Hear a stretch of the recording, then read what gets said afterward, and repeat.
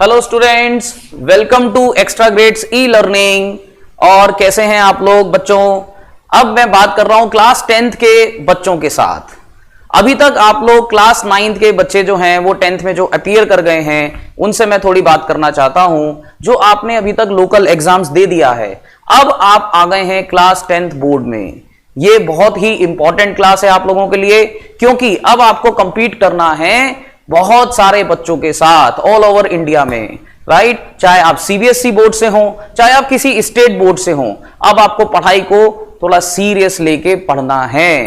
तो इसीलिए, क्योंकि अभी तक हम लोकल स्कूल में अपने क्लास में अपने 4-5 सेक्शंस में स्कूल में कंपीट करते थे, लेकिन अब आपको पूरे स्टेट और ऑल ओवर इंडिया में कंपीट करना है। तो आपकी पढ़ाई का एक नया स्टेप स्टार्ट हो रहा है, क्योंकि यही पढ़ाई आपके आगे आपके करियर को डिसाइड करेगी। माई सेल्फ दिवेश शर्मा, और मैं आपको पढ़ाऊंगा मैथमेटिक्स, जिसमें हम सीखेंगे मैथ्स की बहुत सारी इंटरेस्टिंग चीजें, बहुत सारे इंटरेस्टिंग क्वेश्चंस, जिस पर हम लोग बातचीत करेंगे। तो स्टूडेंट्स, अब आपको सबसे पहले तो ये सीरियस होकर सोच लेना है कि हम 10th बोर्ड एग्जाम देने वाले हैं, और अब पढ़ाई वैसी नहीं है जैसे अभी तक आप करते आए हैं, क्योंकि आपको एग्जामिनेशन सेंटर पे जाके एग्जाम देना है। आपको अपने स्कूल में एग्जाम नहीं देना है।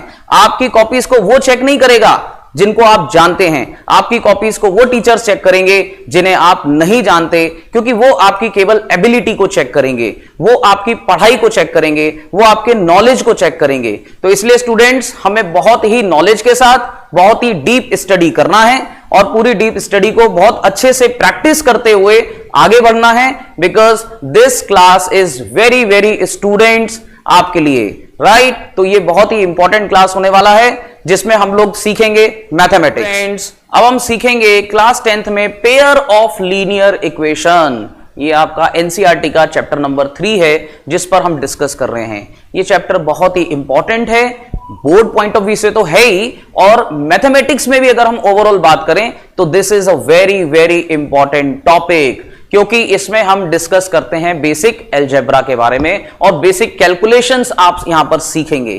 तो जानते हैं क्या है ये लीनियर इक्वेशन चैप्टर। तो क्लास 9th में आप लोग लीनियर इक्वेशन को डिस्कस कर चुके हैं, लेकिन क्या नया है क्लास 10th में?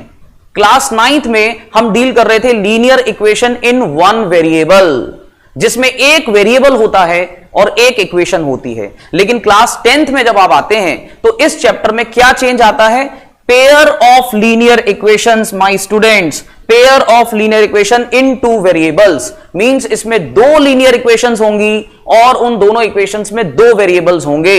तो सबसे पहले तो इस चैप्टर में हमें क्या क्या पढ़ना है, क्या कंटेंट है, उसके बारे में बातचीत करते हैं। तो देखते हैं, सबसे पहले इंट्रोडक्शन, जिस पर मैं बात करूंगा आपसे, methods of solving pair of linear equation, types of pair of linear equations, applications of pair of linear equations and MCQs and illustration।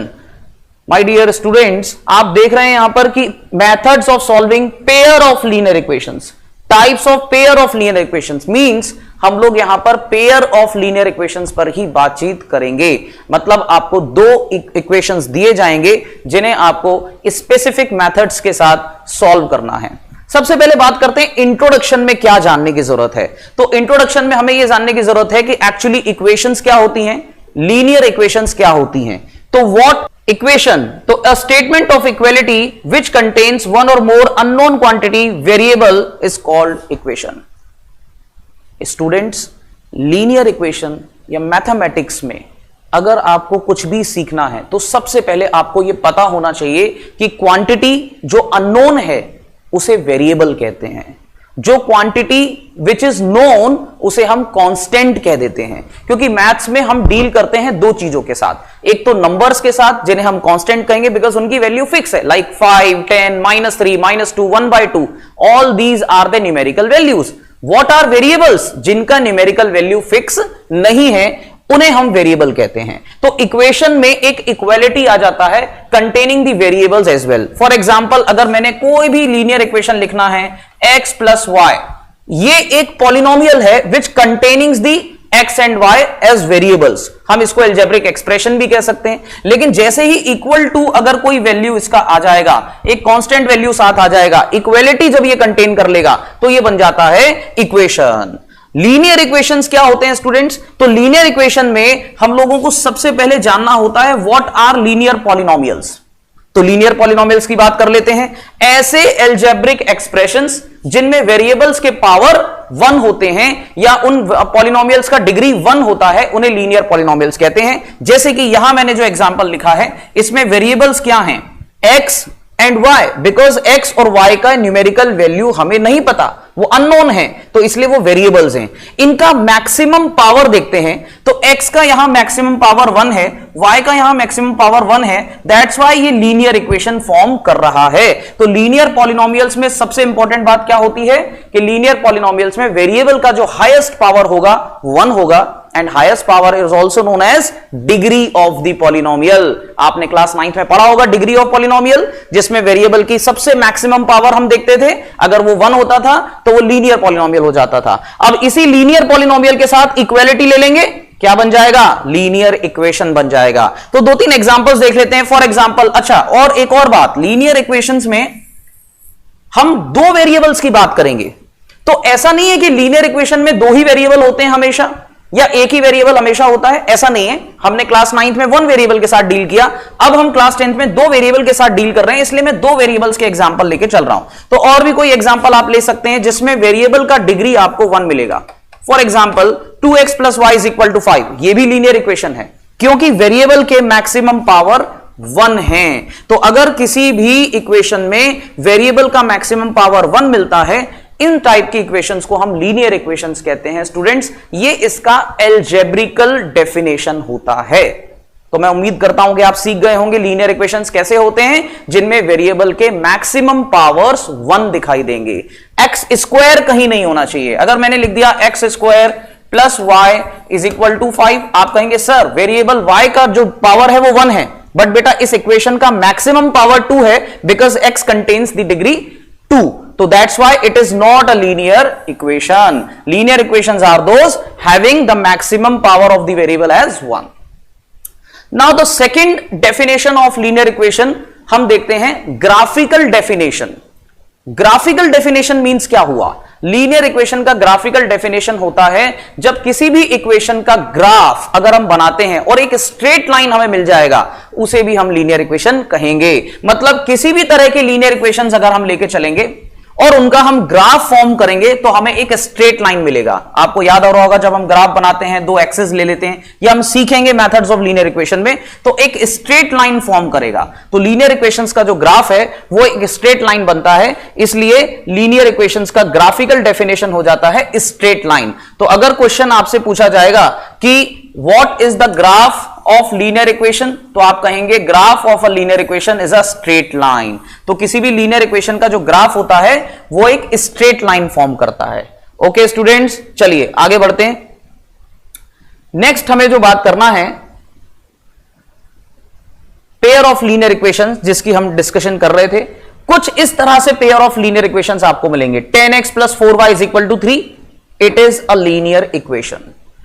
x + 5y = 2, अब ये दोनों एक साथ आ जाते हैं, इसलिए हम इसे बोलेंगे pair of linear equation in 2 variable.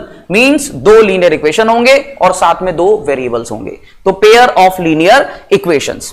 तो किसी भी पेयर ऑफ लीनियर इक्वेशंस को अगर हमें सॉल्व करना है, so we need some particular specific methods, जिनको आज हम सीखने वाले हैं। तो कुछ मेथड्स में मैंने आपको बताया था, कुछ लीनियर इक्वेशन जो आपको दिए जाएंगे उसमें कई तरह के मेथड्स होते हैं जिससे आप उन्हें सॉल्व करके सिंप्लीफाई करके क्या निकालते हैं, जो अननोन क्वांटिटीज हैं उनका वैल्यूज निकालते हैं। बिकॉज जो अननोन है उसी को तो जानना है, जो पहले से दिया हुआ है उसको जानने की जरूरत नहीं होती है। तो स्टूडेंट्स, अगर हमें किसी भी वेरिएबल को फाइंड आउट करना है और 2 वेरिएबल्स का कोई भी लीनियर इक्वेशंस हमें उस पेयर्स के साथ दिया हुआ है, तो कुछ स्पेसिफिक मेथड्स आपको इसमें सीखने हैं, जिनके बारे में मैं आज आपके साथ में डील करने वाला हूं। तो देखिएगा, इस तरह के कुछ पेयर ऑफ लीनियर इक्वेशंस आपको मिलेंगे। इसमें हम x और y यानी कि अननोन वैल्यूज की बात करें तो ये हैं, ये अननोन वैल्यूज हैं जिन्हें हम वेरिएबल्स कहते हैं। तो दीज आर द वेरिएबल्स, ये वेरिएबल्स हैं इसमें और भी कुछ इंट्रोडक्शन के लिए बातें रह गई हैं, जैसे कि x और y जो वेरिएबल्स हैं, इनके साथ में जो नंबर्स आप देख रहे हैं इन्हें हम कोफिशिएंट्स कहते हैं। क्या कहते हैं? कोफिशिएंट्स। कोफिशिएंट्स वो वैल्यूज होती हैं जो वेरिएबल्स के साथ होती हैं। वेरिएबल्स के मल्टीप्लिकेशन में कोई भी रियल नंबर्स हो सकते हैं। ऐसा जरूरी नहीं है कि ये पॉजिटिव ही होगा, ये नेगेटिव ही होगा, या ये फ्रैक्शन में ही होगा, या ये डेसिमल होगा, या ये कोई इंटीजर होगा। ये कोई भी रियल नंबर हो सकता है। ओके, ये रेशनल भी हो सकते हैं, इर्रेशनल भी हो सकते हैं। तीसरा, यहां पर जो नंबर आप देख रहे हैं जिसमें वेरिएबल इन्वॉल्व नहीं है, यहां वेरिएबल है, यहां वेरिएबल है, लेकिन यहां वेरिएबल नहीं है, इस टर्म को हम कांस्टेंट या कांस्टेंट टर्म भी कहते हैं। ये कांस्टेंट कहलाता है। तो किसी भी लीनियर इक्वेशन में ये तीन चीजें हमें ध्यान में रखना है। The first one are the variables, जिनके वैल्यू हमें फाइंड करना है by using the specific methods. Second, variable के साथ जो नंबर आते हैं उन्हें कोफिशिएंट्स कहते हैं, और ये होते हैं कांस्टेंट, यानी कि जिसका न्यूमेरिकल वैल्यू फिक्स है उसे कांस्टेंट कहते हैं। तो सबसे पहले जो हमें सीखना है वो है एलिमिनेशन मेथड। अब इस एलिमिनेशन का पूरा नाम जरा ध्यान से देखते हैं स्टूडेंट्स, आपको चीजें शायद समझ में आने लग जाएंगी अगर हम इसके नाम को ही ध्यान से समझें। इसमें लिखा हुआ है पहला वर्ड एलिमिनेशन, इसमें सेकेंड वर्ड लिखा हुआ है बाय इक्वेटिंग, और फिर लिखा हुआ है कोफिशिएंट्स। अगर इन तीन वर्ड्स को हमने समझ लिया तो हम मेथड को भी समझ जाएंगे। एलिमिनेशन का मतलब होता है टू एलिमिनेट, हटाना, रिमूव करना। इक्वेटिंग का मतलब होता है इक्वलाइज कर देना, इक्वल कर देना। किसको इक्वलाइज कर देना? कोफिशिएंट्स को इक्वलाइज कर देना। Equating the coefficients. For example, अगर हम पिछले स्लाइड में वापस जाते हैं तो इसमें x का कोफिशिएंट 2 है, इसमें x का कोफिशिएंट 3 है, और यहां कुछ y के भी कोफिशिएंट्स आप देख रहे हैं। तो इसमें वेरिएबल्स के जो कोफिशिएंट्स हैं उन्हें इक्वलाइज अगर कर दें किसी भी तरह से, तो हम इन इक्वेशंस को सिंप्लीफाई करके x और y के वैल्यूज निकाल सकते हैं। मतलब the point is we have to equalize the coefficients of any one of the variable at a time. तो किसी भी एक वेरिएबल के कोफिशिएंट्स को इक्वलाइज करना है, वो x भी हो सकता है, वो y भी हो सकता है, and it depends on you. तो जब हम प्रैक्टिस करते हैं तो आपको भी प्रैक्टिस करते करते बहुत इजीली आइडिया लग जाएगा कि किस तरह से हम इन्हें इक्वलाइज कर रहे हैं। फॉर एग्जाम्पल, अगर इन दोनों इक्वेशंस को ध्यान से देखते हैं तो this is 5y, means the coefficient of y in second equation is 5 and coefficient of y in first equation is 1। तो क्या ऐसा करें कि इनके कोफिशिएंट सेम हो जाएं? इसको जरा यहां ध्यान से देखते हैं। फर्स्ट इक्वेशन में कोफिशिएंट 1 है y के साथ, अगर कोई नंबर नहीं होता तो 1 मानते हैं। सेकंड इक्वेशन में कोफिशिएंट 5 है। ऐसा क्या किया जाए कि ये दोनों के कोफिशिएंट सेम हो जाएं? That is very simple, multiply by 5।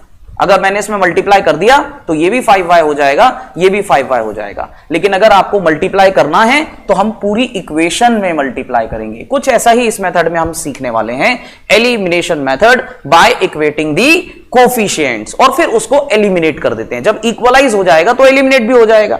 अब देखिए, फर्स्ट क्वेश्चन हमारे सामने स्क्रीन पर आ गया है। तो देखिए बच्चों, स्क्रीन पर पहला सवाल, 3x plus 2y is equal to 11, 2x plus 3y equals to 4।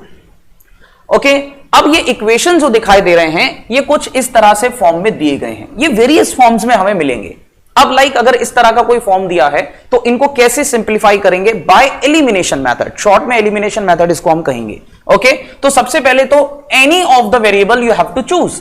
कोई भी वेरिएबल को आप चूज कर लें तो मोस्टली x पहले आता है, तो सीक्वेंस वाइज में x को ले लेता हूं। लेकिन कई बार हमें y इजीली अगर इक्वेट करने को मिल जाए तो हम y को भी इक्वेट कर सकते हैं। तो अगर x के कोफिशिएंट्स को सेम करना है, x के कोफिशिएंट्स को सेम करना है, तो हमें देखना होगा कि इनके कोफिशिएंट्स अभी प्रेजेंट में क्या हैं, 3x एंड 2x।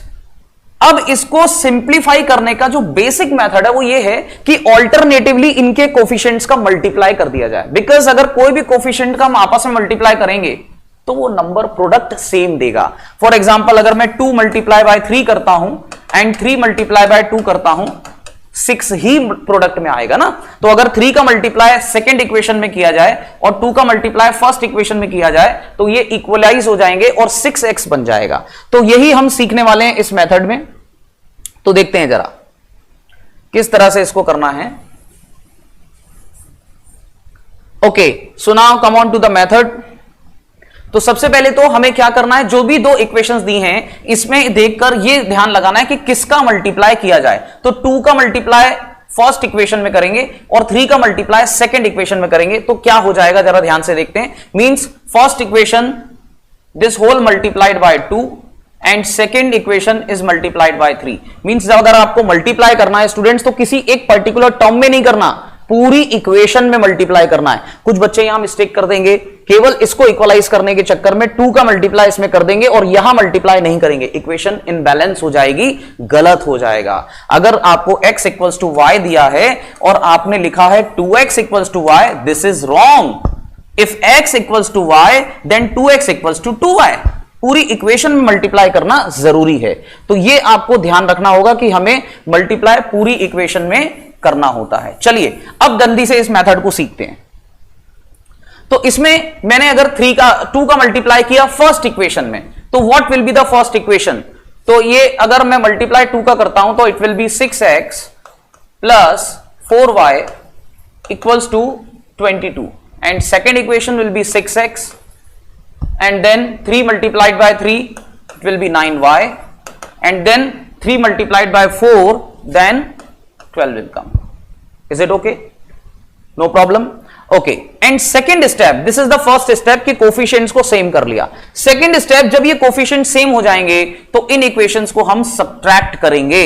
अब सब्ट्रैक्ट क्यों कर रहे हैं? सब्ट्रैक्ट इसलिए कर रहे हैं because this is 6x and this is also 6x. अगर सेम वैल्यूज होते हैं और सेम साइन होते हैं तो सब्ट्रैक्ट करके उन इक्वेशंस को हम वैल्यूज को हम कैंसिल कर सकते हैं. इसलिए जब आप सब्ट्रैक्ट करते हैं इक्वेशंस को तो इनके साइन भी चेंज हो जाते हैं. तो आपको ये सारे साइन चेंज करना है.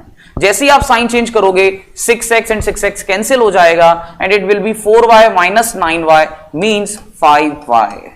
बिकॉज 4y और अगर 9y को माइनस करते हैं तो नेगेटिव वैल्यू ग्रेटर है स्मॉलर वैल्यू से, that's why answer will be negative. And 22 minus 12 करते हैं तो इट विल बी 10.